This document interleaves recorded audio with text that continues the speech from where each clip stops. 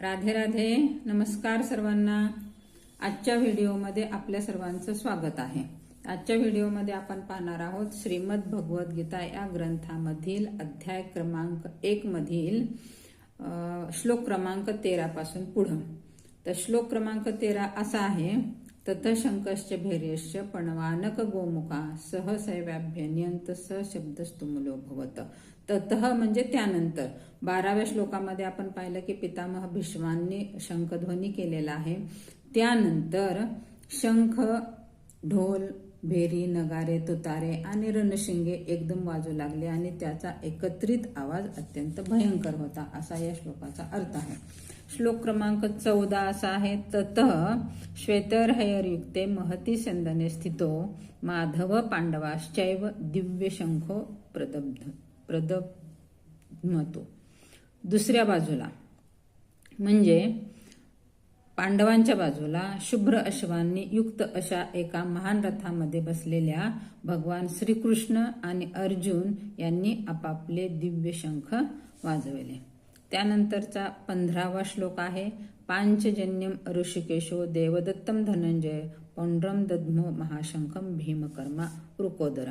तर प्रत्येकाचे स्वतंत्र असे शंख आहेत आणि या श्लोकाचा अर्थ असा होतो की भगवान श्रीकृष्णाने आपला पांचजन्य नावाचा शंख वाजविला, अर्जुनाने त्यांचा देवदत्त नावाचा शंख वाजविला आणि अतिदुष्कर कार्य करणाऱ्या वृकोदर भीष्माने आपला पौंड्र नामक शंख वाजविला.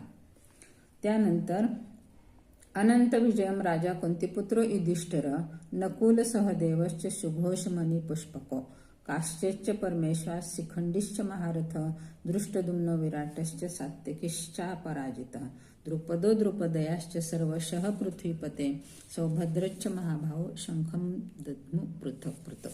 याचा अर्थ असा आहे की कुंतीपुत्र राजा युधिष्ठिराने आपला अनंत विजय नावाचा शंख वाजवला.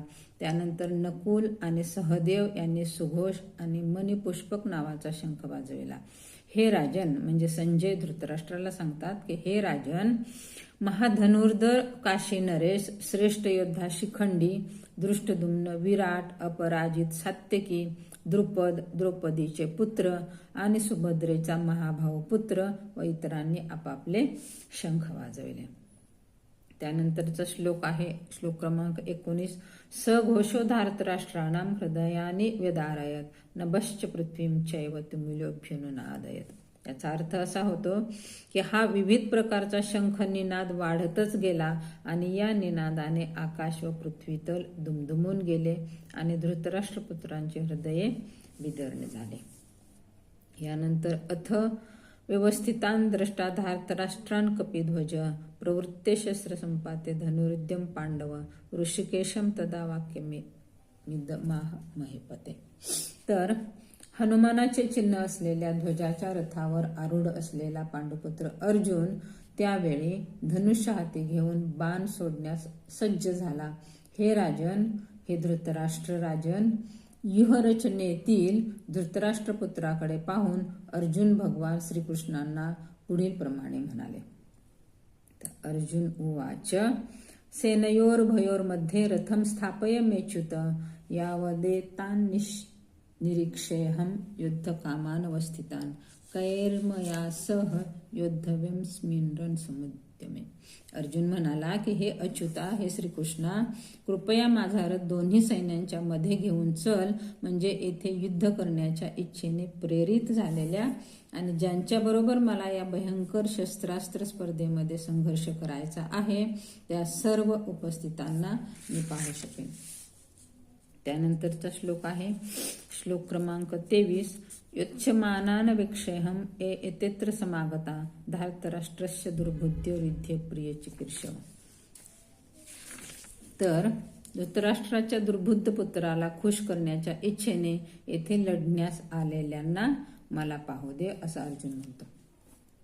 त्यानंतर आहे संजय उवाच एव मुक्तो ऋषिकेशो गुडाकेशेन भारत सेनयोर्भयोर्मध्ये स्थापयित्वा रथोत्तमम. तर संजय काय सांगतो की हे भरतवंशजा, या प्रकारे अर्जुनाने म्हटल्यावर भगवान श्रीकृष्णाने दोन्ही सैन्यांच्या मध्यभागी तो सर्वोत्तम रथ उभा केला. त्यानंतर भीष्मद्रोण प्रमुक्ता सर्वेषां च महीक्षितां उवाच पार्थ पश्यन्तान् समवेतान् करुणिते.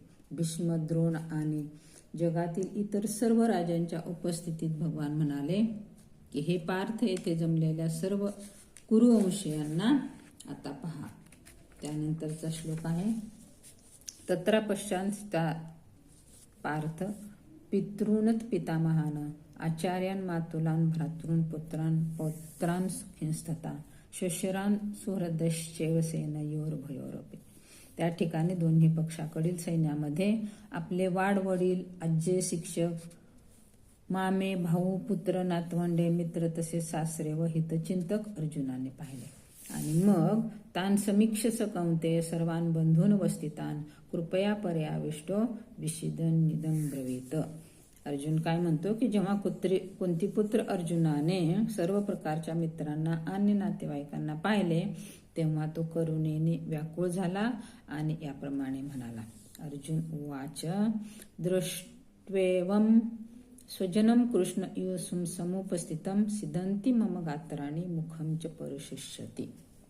अर्जुन म्हणतो की हे कृष्णा, या प्रकारे युद्ध करण्याच्या इच्छेने प्रेरित झालेल्या माझ्या नातेवाईकांना आणि मित्रांना पाहून माझ्या शरीराच्या सर्व अवयवांना कंप सुटला आहे आणि माझे मुख कोरडे पडले आहे. वेफतुच्च शरीरे मे रोमहर्षश्च जायते गांडीवम स्त्रंसते हस्तात त्वचैव परिदह्यते. तर माझ्या संपूर्ण शरीराला कंप सुटला आहे आणि माझ्या शरीरावर रोमांच उभे राहिले आहेत. हातातून गांडीव धनुष्य गळू लागले आहे आणि त्वचेचा दाह होत आहे. न च शक्नोम्यवस्थातुं भ्रमतीवच मे मन निमित्तानेच पश्यामी विपरीताने केशव. मला इथे यापुढे थोडा वेळ सुद्धा उभं राहणे शक्य नाही. मला स्वतःचाच विसर पडत चालला आहे आणि माझे मन चक्रावून गेले आहे.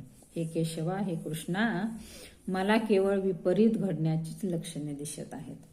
त्यात पुढचा श्लोक सांगतो की न च श्रेयोन पश्यामी हत्वा स्वजन माहवे न कांक्षे विजयम कृष्ण न च राज्यम सुखानीच. या युद्धामध्ये माझ्या स्वतःच्याच नातलगांना ठार मारून त्यातून कोणाचे कसे कल्याण होणार आहे हे मला कळत नाही. आणि हे कृष्णा, त्यापासून प्राप्त होणारे विजय, सुख आणि राज्य याची इच्छा देखील मी करू शकत नाही. श्लोक क्रमांक 32 आहे किम न राज्येन गोविंद किम भोगे गैर्जीवेतेन वा एषामर्ते कांक्षितम न राज्येन भोगा सुखानीचा. त इमेव स्थिता युद्धे प्राणस्त्यक्त्वा धनानी च आचार्यः पितर पुत्रास्ततैव च पितामहः. याचा अर्थ असा आहे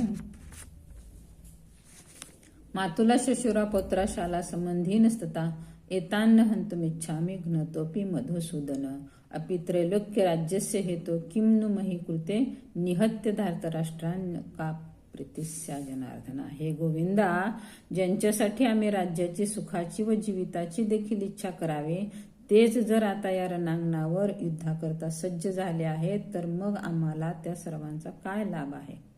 हे मधुसूदना, जेव्हा गुरुजन, वडील, पुत्र, आज्जे, मामे, सासरे, नातवंडे, मेहुणे आणि इतर नातलग आपल्या जीवनाचा व संपत्तीचा त्याग करण्यास तयार आहेत आणि माझ्या समोर उभे आहेत, तेव्हा जरी त्यांनी मला मारले तरी मी त्यांना मारण्याची इच्छा कशासाठी करावी. हे जनार्दना, पृथ्वीच काय तर तिन्ही लोकांच्या राज्याच्या बदल्यातही मी त्याच्याशी लढण्यास तयार नाही. धृतराष्ट्राच्या पुत्रांना मारून आम्ही कोणता आनंद मिळवणार. पुढचा श्लोक सांगतो पापमेवाश्रयेदस्मान् हत्वेतानाथ तायिनः तस्मान् नारान् वयं हन्तुं धातराष्ट्रांस बांधवान स्वजनं हि कथं हत्वा सुखिन श्याम माधव. या आततायी आक्रमकांना आम्ही जर ठार मारले तर आम्हालाच पाप लागणार आहे.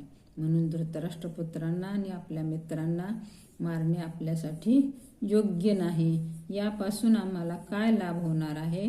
हे माधवा, आपल्याच नातलगांची हत्या करून आम्ही कसं सुखी होऊ. यद्यपेतेन पश्यन्ति लोभोपहत चेतस कुलक्षय कृतं दोषं मित्रद्रोहेच पातकम कथम न ज्ञेमस्माभिः पापादस्मन् वर्तितुं कुलक्षय कृतं दोषं प्रपश्यति जनार्दन. हे जनार्दना, जरी लोभाने प्रभावित झालेल्या या लोकांना आपल्या कुटुंबाची हत्या करण्यामागे आणि आपल्याच मित्राशी भांडण करण्यामध्ये दोष दिसत नसला तरी सुद्धा कुटुंबाचा नाश केल्यामुळे होणाऱ्या अपराधांची जाण असताना आम्ही अशा पापकृत्यामध्ये का सहभागी व्हावे? कुलक्षय प्रणशंती कुलधर्मा सनातना धर्मे नष्टे कुलम कृष्णम धर्मोभिभवतीत. कुळाच्या नाशामुळे शाश्वत वंश परंपरा नष्ट होते आणि त्यामुळे उर्वरित कुटुंब अधर्म करण्यात गुंतले जाते. अधर्माभिभवात कृष्ण प्रदूषंती कुलस्त्रिया स्त्रीषु दुष्टाशु वारणे जायते वर्णसंकट. आणि मग यामुळं काय होतं तर हे कृष्णा, कुळामध्ये जेव्हा अधर्माचे प्राबल्य होते तेव्हा कुळातील स्त्रिया दूषित होतात आणि याप्रमाणे स्त्री जातीचे पतन झाल्यामुळे हे वृष्णीवंशजा अवांछित संतती उत्पन्न होते. संकरो नरका ऐव कुलघ्नानाम कुलश्च पतंती पितरो हेशाम लुप्तपिंडोदक क्रिया. आणि मग काय होतं तर अनावश्यक संततीच्या वाढीमुळे कुळ तसेच कुळ परंपरा नष्ट करणाऱ्यांसाठी निश्चितच नरकमय परिस्थिती निर्माण होते. अशा भ्रष्ट कुळातील पूर्वजांचे पतन होते, कारण त्यांना अन्न अथवा पिंड आणि जल अर्पणाची क्रिया पूर्णपणे थांबते. पुढचा श्लोक सांगतो. दोषैरेते कुलघ्नानाम वर्णसंकर कारके उत्सादन्ते जातीधर्मा कुलधर्मांच शाश्वता. वंश परंपरा नष्ट करणाऱ्या आणि या प्रकारे अनावश्यक संतती उत्पन्न करणाऱ्या दुष्ट कृत्यामुळे सर्व प्रकारच्या सामुदायिक योजना आणि कुटुंब कल्याणाची सर्व कार्ये उद्ध्वस्त होतात. तर मग याच्या पुढचा श्लोक आहे. उत्सन्न कुलधर्मानां मनुष्यानां जनार्दन नरके नियतम वासो भवतीत्यनुशुश्रू. याचा अर्थ असा आहे की हे प्रजापालक, हे कृष्णा, गुरु शिष्य परंपरेद्वारे मी असे ऐकले आहे की कुल परंपरेचा विध्वंस करणारे नरकातच नित्य निवास करतात. अहोबत महत् पापम कर्तुम विवेसिता वयम यद्राज्य सुखलोभेन हंतुम स्वजन उद्यता. अरे रे रे, आम्ही भयंकर पाप करण्यास तयार झालो आहोत आणि हे किती चमत्कारिक आहे. राज्यसुख भोगण्याच्या लोभाने उद्युक्त झाल्यामुळे आम्ही आमच्या नातलगांनाही मारण्यास तयार झालो आहोत. आणि मग यदि माम प्रतिकार शस्त्रपाणय धार्तराष्ट्रारणे हन्युस्तन्मे क्षेमतरम भवेत.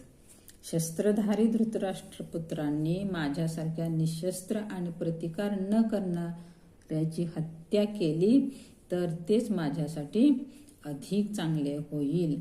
आणि शेवटचा श्लोक आहे या अध्यायातील. संजय उवाच एव मुक्तार्जुन सख्ये सरथोपस्थ उपावेशत विसृज्य शरम चापम शोकस विघ्न मानस. या श्लोकाचा अर्थ असा आहे की संजय म्हणाला, रणभूमीवर याप्रमाणे बोलून झाल्यावर अर्जुनाने आपले धनुष्यबाण बाजूला टाकले आणि मनामध्ये अत्यंत शोकाकुल होऊन रथामध्ये खाली बसला.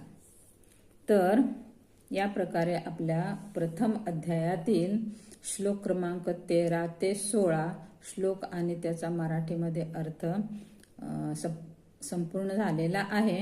तर तुम्हाला हा व्हिडिओ माझा कसा वाटला? तुम्हाला जर यातून काय ज्ञान प्राप्ती झाली असेल असं वाटत असेल तर माझ्या या व्हिडिओला लाईक करा, शेअर करा आणि कमेंट करा. आणि भेटूयात आपण पुढील व्हिडिओमध्ये. तोपर्यंत राधे राधे.